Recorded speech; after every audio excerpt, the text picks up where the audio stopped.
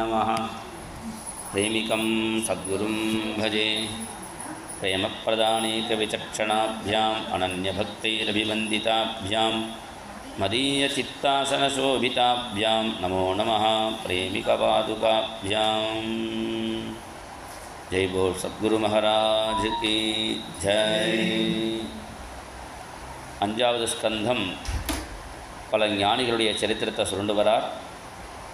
அதில் ஜடபரதர் அவருடைய சரித்திரத்தை விஸ்தாரமாக சொல்கிறார். அவர் முதல்ல ராஜரிஷியாக இருக்கார்.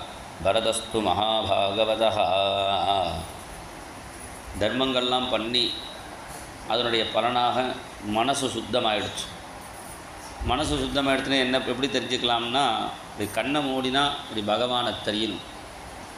நம்மளாம் கண்ணை மூடினா ஏதோ இருட்டாக தெரியறதே தவிர பகவான் தெரிய மாட்டேங்கிறார். அது மாதிரி அவருக்கு நிஜ புருஷர்கள் லிখিத்தேன அப்படிங்கிறார்.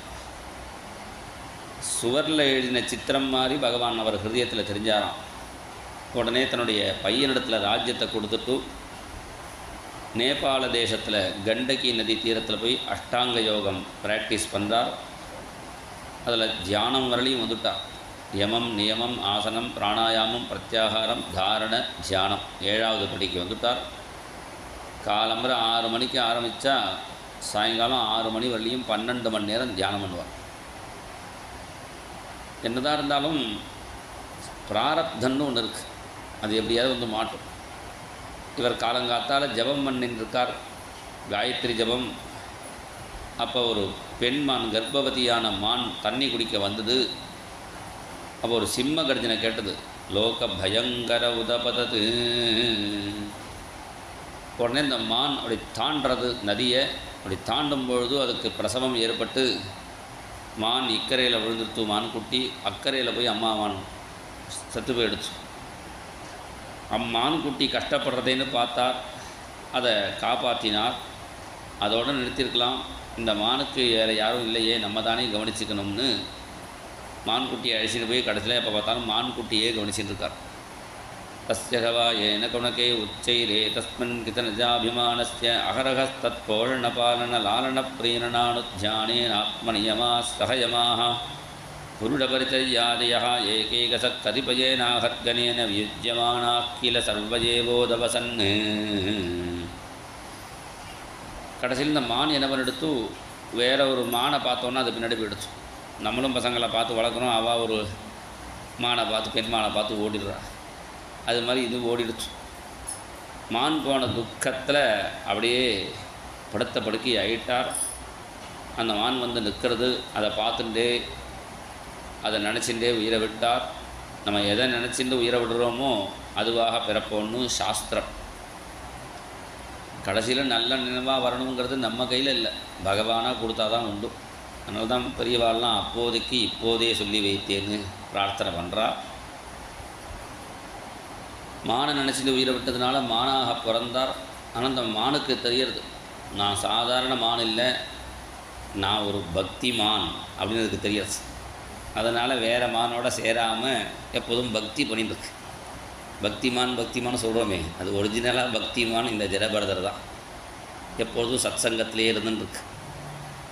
அந்த மானுக்கு தெரியறது எப்போ உயிர் போகும்னு தெரிஞ்சுட்டு கண்டகி நதியில் இருந்துட்டு பகவானை பிரார்த்தனை பண்ணுறது. நாராயணாய ஹரயே நமஹ யஜ்ஞாய தர்மபதயே விதி நைபுணாய யோகாய சாங்கியசிரசே பிரகிருதீஸ்வராய நாராயணாய ஹரயே நமஹ இத்யுதாரம் ஆஸ்யன் மிருகத்வமபி யஸ் சமுதாஜஹார. நாராயணாய ஹரயே நமஹா என்று சொல்லி அந்த மான் சரீரத்தை நதியில் விட்டுட்டு 3வது ஜென்மமாக அங்கிரச கோத்திரத்தில் ஒரு பிராமணருக்கு 2வது மனைவிக்கு ஒரு பொண்ணும் பையனும் பிறக்கிறா, ட்வின்ஸு. அதில் இந்த பையனாக பிறந்தது ஜடபரதர். சத்சங்கத்திலேயே இருந்ததுனால பேசினா வம்பு வரும்னு பேசாமையே இருந்துவிட்டா. அப்படியே மௌனமாகவே இருக்கார். அவெல்லாம் ஏதோ தோஷம் பட்ட குழந்தை நினச்சிட்டு இருந்தாள். அவளுடைய சகோதரெல்லாம் இவரை சரியாக கவனிக்கலை. என்ன பண்ணினான்னா, அங்கே ஒரு சோளக்கொல்லை அதுக்கு காவலுக்கு உட்காத்தி வச்சுட்டா. இவர் பட்ட பேசாமல் இருக்கார். நிம்மதியாக போச்சு. அப்போ பக்கத்து காட்டில் நரபலி கொடுத்துட்டு இருந்த வழக்கம். நரபலிக்காக ஒரு காளி கோவிலில் ஒருத்தரை பிடிச்சி வச்சுருந்தா, அவர் ஓடி போயிட்டார். இப்போ நரபலிக்கு ஆள் கிடைக்கல. யாராவது கிடைப்பாளா பார்க்கும்போது ஜடபரதரை பார்த்து பலி கொடுக்க அழிச்சின்னு போட்டுமான்னா மௌனமாக இருந்தார். மௌனமாக இருந்தான்னா நடத்தோம்னா சம்மதம்னு அர்த்தம். உடனே அவரை அழைச்சிட்டு போய் அவரை குளிப்பாட்டி ஆகாரம் கொடுத்து அலங்காரம் பண்ணி சேப்பு வஸ்திரத்தை கட்டி விட்டு செம்பருத்தி மாலையை போட்டு செஞ்சந்தனத்தை பூசி அவரை சப்பரத்தில் உட்காந்து வச்சு 4 வீதி பிரதட்சணம் பண்ணி நடுராத்திரி காளி கோவிலில் இறக்கி காளிக்கும் அபிஷேகங்கள்லாம் பண்ணி அப்புறம் தீபாராதனை டயத்தில் சாம்பிராணி கற்பூரத்தெல்லாம் போட்டு பாட்டெல்லாம் பாடி அவெல்லாம் நம்மளை மாதிரி பாடுவாளான்னு ஆவேசம் வர மாதிரி ஆயி மகமாயி ஆயிரம் கண்ணுடையால் பம்பம் பம்னு உடுக்கடிச்சா சாமி வராதவனுக்கும் சாமி வரும். அது மாதிரி பாட்டெல்லாம் பாடிந்து அந்த பிரதான பூசாரி என்ன பண்ணினார், கையில் அந்த கத்தியை எடுத்துட்டு வாளை எடுத்துட்டு இவரை வெட்ட போகிறார். இந்த பிரம்மஜானிக்கு பண்ணுற அபச்சாரம் காளிக்கு தாங்க முடியலையாம். காளி உடம்பு எரியறதாம். தந்தஹ்யமானே நவபுஷா சகசோச்சாட்ட சைவதேவி பத்ரகாளி ரோஷாவேசரபசவிலசித புருகுட்டி விட்டப குட்டில தம்ஷ்டாருணேட்சணாட்டோபாதி பயானகவதனா ஹந்து காமே வேதம் மஹட்டஹாசமதி சம்ரம்பேன விமுஞ்சந்தி தத உத்பத்ய பாபீயசாம் துஷ்டானாம் தேனைவாசினா விவருக்னசீர்ஷ்ணாம் களாத்ஸ்ரவந்தமசுகாசவமத்யுஷ்ணம் சஹ கணேன நிபீய அதிபானமத விக்வலோச்சைஸ்தராம் ஸ்வபாரடைः சக ஜகௌ நனர்த்த ச விஜஹார ச சிரக் கந்துகலீலயா. காளியே பிரத்யட்சமாக வந்து அந்த பூசாரி கையிலேருந்து கத்தியை வாங்கி அங்கே இருக்கிறவா தலையை வெட்டி அந்த இரத்தபானம் பண்ணி அந்த தலையையே பந்து மாதிரி விளையாடி மறைஞ்சு போனால், தன் எதிர்க்க காளி வந்த பொழுது கூட காளியை பார்த்து ஒரு பிரார்த்தனை பண்ணலை. அப்படியே தலையை குனிஞ்சுட்டே இருக்கார். இவருடைய அந்த அத்வைத பாவத்தை புரிஞ்சுண்டு காளி மறைஞ்சு போயிட்டால் அப்படியே கிளம்பி போயின்னு இருக்கார். இட்சுமதிங்கிற நதி தீரத்தில் உட்கார்ந்துன்னு இருக்கார். அப்போ ரகுகணன் ஒரு ராஜா கபில பகவான்கிட்ட உபதேசம் வாங்க போயின்னு இருக்கான். பல்லக்கு தூக்குற ஒருத்தனுக்கு உடம்பு சரியில்லாமல் ஆயிடுச்சு. யாராவது கிடச்சா தேவலையே நினைக்கும்பொழுது இந்த ஜடபரதரை பார்த்தா நல்லா பீவா யுவா நன்னா குண்டாட்டம் இருக்கார்.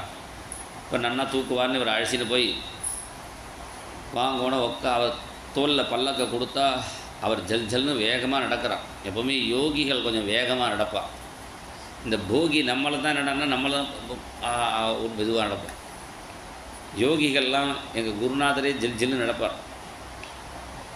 நமக்கு நடக்கிறதே கஷ்டமாக இருக்குது. அவர் நடக்கிற ஸ்பீடுக்கு, யோகி நடக்கிற ஸ்பீடுக்கு போகியால் நடக்க முடியல. அவெல்லாம் அது மாத்திரம் இல்லை, ஒரே மாதிரி மேலே போக மாட்டேங்கிறார். திடீர்னு ஜம்ப் பண்ணி வேற போகிறார். ஏன்னா குறுக்க எறும்பெல்லாம் வந்தால் அவெல்லாம் மிதிக்கிறார். எறும்பை மிதிக்கக்கூடாதுன்னு தாண்டுறார். தாண்டினா என்ன ஆகுது, பல்லக்கு குதிக்கிறது, ராஜா தலையில் இடிக்கிறது. சரியாக தூக்கூடான்னா அவள்லாம் சொன்னால் நாங்களாம் சரியாக தூக்குறோம், புதுசாக ஒரு ஆளை போட்டுக்கோம், அவன் தான் திடீர்னு ஜம்ப் பண்ணுறார். உடனே ராஜா கதவை திறந்து பார்த்தான், யாரோ சோனி பையில் போட்டான். பார்த்தா நல்ல குண்டாட்டம் இருக்கார். நீ ஒழுங்காக தூக்கறியா, அவன் தலையை வெட்டட்டுமான்னு கேட்டார். அவர் சொன்னார், நினச்சிண்டா இப்போ தான் என் தலையை வெட்டுறதுக்கு காளி கோவிலில் 4 பேர் வந்தா அவள் தலையை எடுத்து இவன் தலையை வெட்டுறேன்னு சொல்கிறானின்னு சொன்னார். என் தலையை வெட்டலாம், என்ன வெட்ட முடியாதுன்னா. அது எப்படின்னா, தலை என்னோடது, நான் இல்லையே அப்படின்னா. என்னோடது வேறு, நான் வேறு தானே. இப்போ என்னோடய மொபைல்னால் மொபைல் வேறு, நான் வேறு. என்னோடய கண்ணாடினா கண்ணாடி வேறு, நான் வேறு. என்னோடய வேட்டினா வேட்டி வேறு, நான் வேறு. என்னோடய கைனா கை வேறு, நான் வேறு. என் தலைனா தலை வேறு, நான் வேறு. நம்ம ஆரம்பத்துலேருந்தே மிஸ் அண்டர்ஸ்டாண்டிங் பண்ணிட்டோங்கிறார். இந்த என்னோட தான் நானாகவே நினச்சிட்டுருவோம். இந்த தோல் கருப்பாக இருந்தாலே நானே கருப்பாக இருக்கேன்னு வருத்தப்படுறா சில பேர். தோல் சேப்பாக இருந்தால் நான் சேப்பாக இருக்கேங்கிறான். பைத்தியம், நீ கருப்பும் இல்லை, நீ சேப்பும் இல்லை. இந்த தோல் தான் கருப்பாக இருக்குது, தோல் தான் சேப்பாக இருக்குது. நம்ம இதையே நானே கருப்பு சேப்புன்னு நினச்சிட்றோம். நானே குண்டாக போயிட்டேன், நானே ஒல்லியாக போயிட்டேங்க. நம்ம குண்டும் இல்லை, ஒல்லியும் இல்லை. ஸ்தௌல்யம் காஸ்யம் வியாதய ஆதயஸ்ய க்ஷுத்ருட்பயம்.